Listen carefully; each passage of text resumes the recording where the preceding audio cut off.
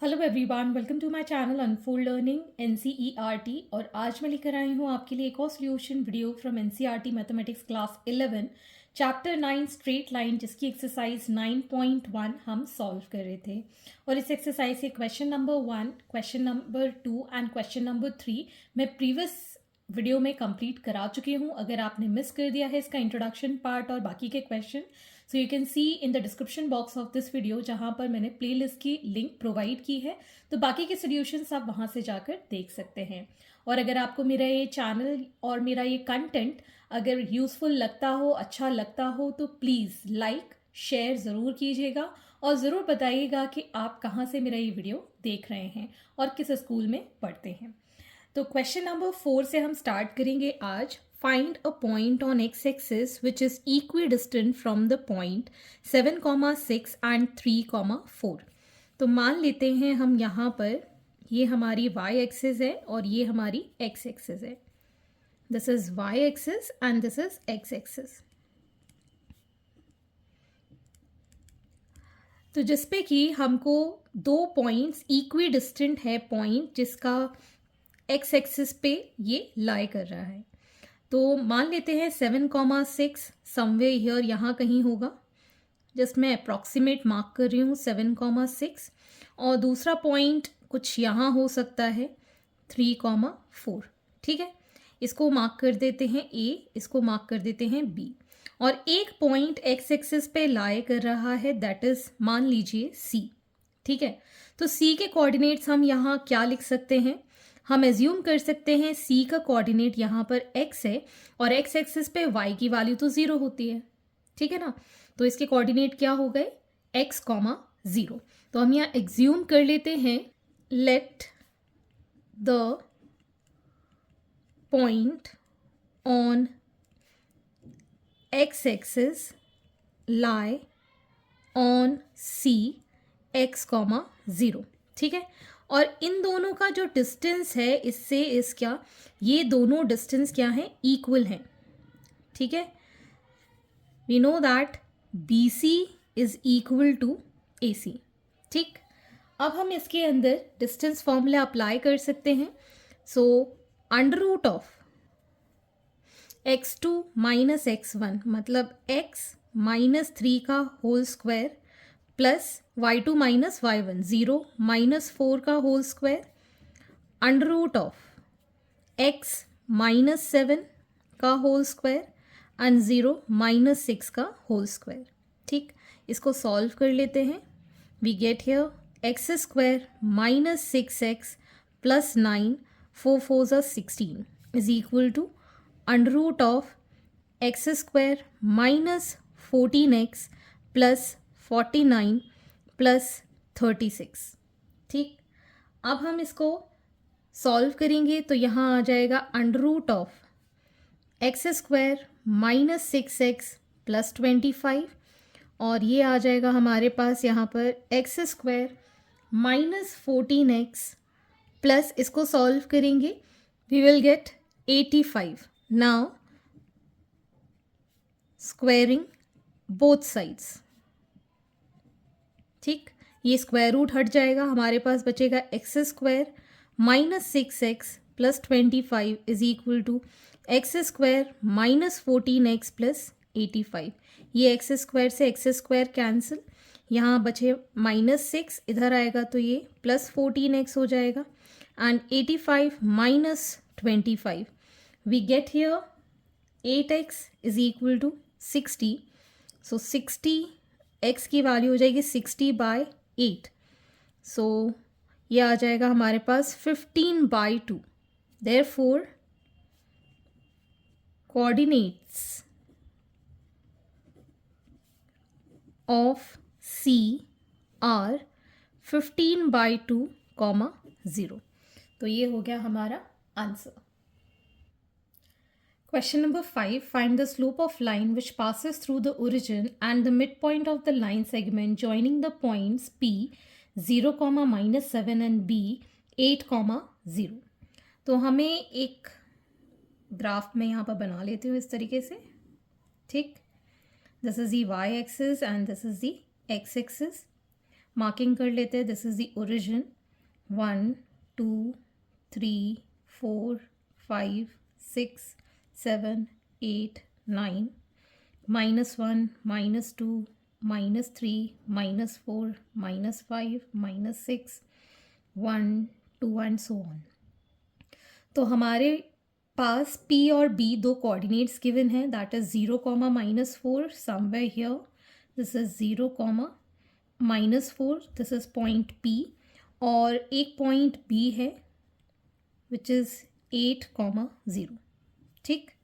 ये जो line segment है, इस लाइन सेगमेंट का जो मिड पॉइंट है मान लेते हैं यहाँ कहीं है, और इसको हम मान लेते हैं Q. ठीक है.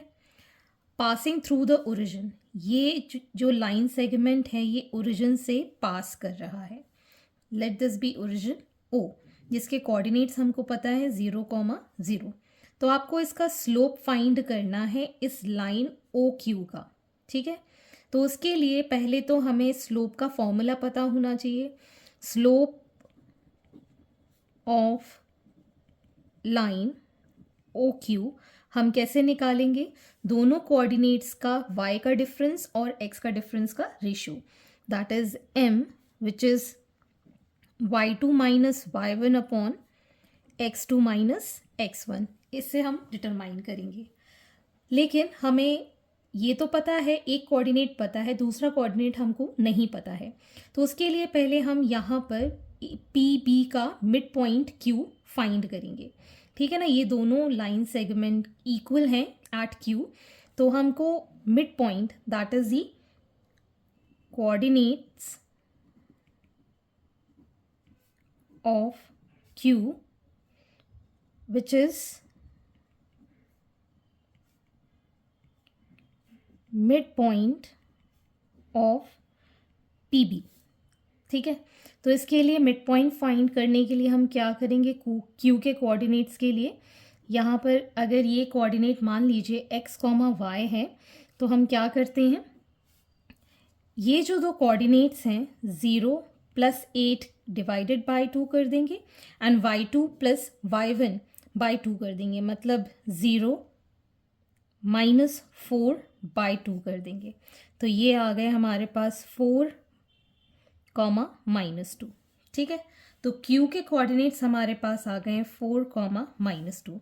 अब हम यहाँ से इसकी स्लोप फाइंड कर सकते हैं. इसको x2 y2 मान लो, इसको x1 y1 मान लो. तो ये आ जाएगा हमारे पास 4 -0 upon -2 -0. So we get this as 4 by -2. ये कैंसिल किया, 2 टाइम्स ये कैंसिल आउट हो गया. y2 माइनस y1 है, सॉरी -2, 0 एंड +4, 0. y के कोऑर्डिनेट्स हैं यहाँ पर -2, 0 एंड 4, 0. तो यहाँ पर आ जाएगा ये -2 बाय 4. ये 2 times cancel, so it is -1/2. तो स्लोप ऑफ लाइन OQ हमने फाइंड कर दिया है -1/2.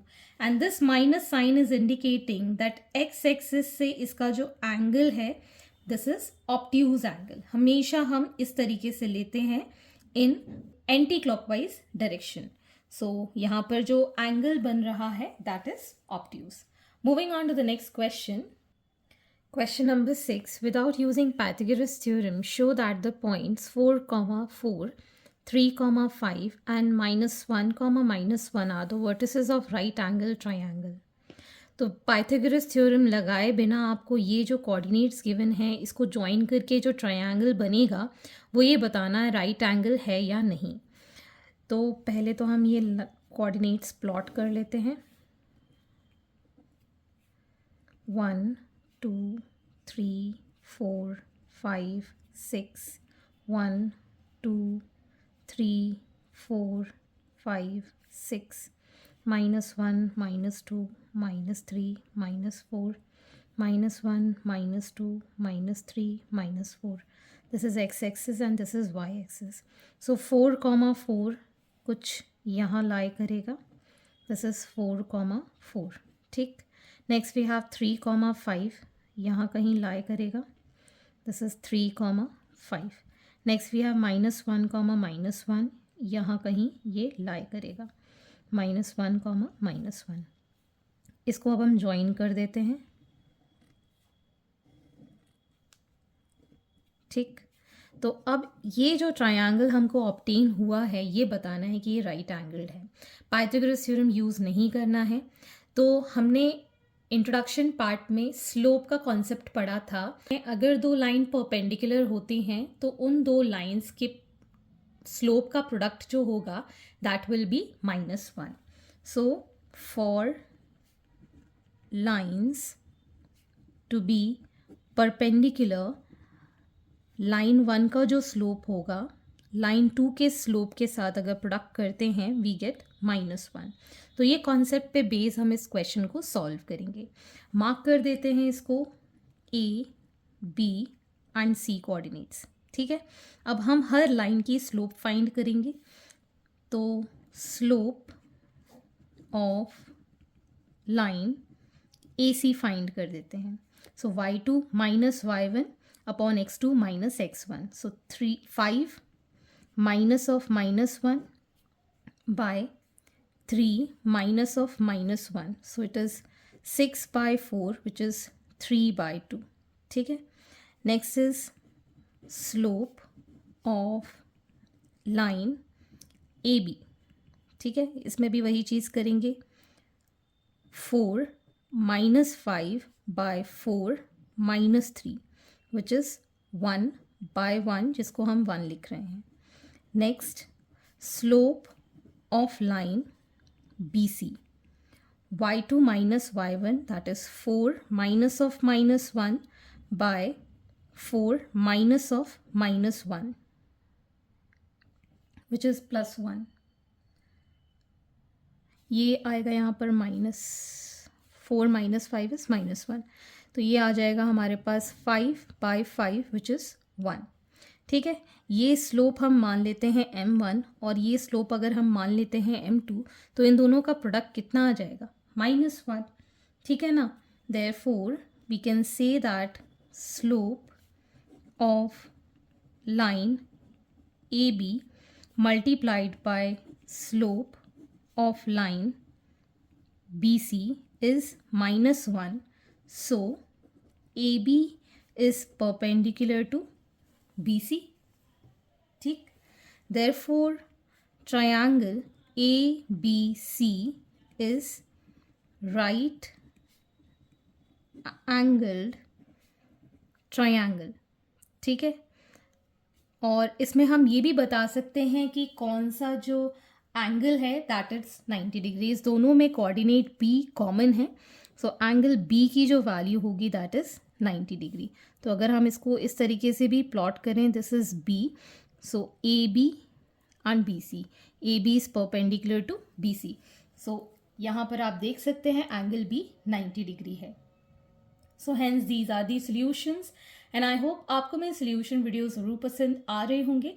अगर आपको कंटेंट यूज़फुल लग रहा हो, अच्छा लग रहा हो, तो प्लीज़ लाइक और शेयर ज़रूर कीजिएगा और कमेंट सेक्शन में ज़रूर बताइएगा कि आप ये वीडियो कहाँ से देख रहे हैं और किस स्कूल में पढ़ते हैं। At last please do share my videos with your family and friends and don't forget to subscribe my channel. Thank you for watching.